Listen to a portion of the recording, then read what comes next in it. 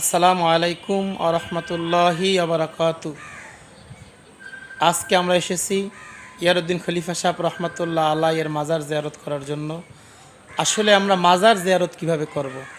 মাজারের পাশে দাঁড়িয়ে সূরা ফাতিহা শরীফ 3 বার, ইখলাস শরীফ 10 বার, 11 বার দুরূদ শরীফ পড়ে আমরা মাজার জিয়ারত করতে পারি। অনেকে অল্প সময়ের জন্য মাজার জিয়ারত করতে আসছেন, তারা কিভাবে করবে? অল্প সময়ের জন্য সূরা ফাতিহা 1 বার, 3 বার ইখলাস, 5 বার দুরূদ শরীফ পড়েও মাজার জিয়ারত করা যায়।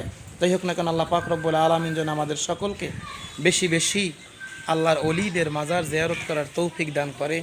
কথা হলো গিয়ে, আল্লাহর অলিদের কাছে আসলে মানুষের আসলে নেক মুকসুদ তাদের উসিলায় আল্লাহ কবুল করে থাকেন।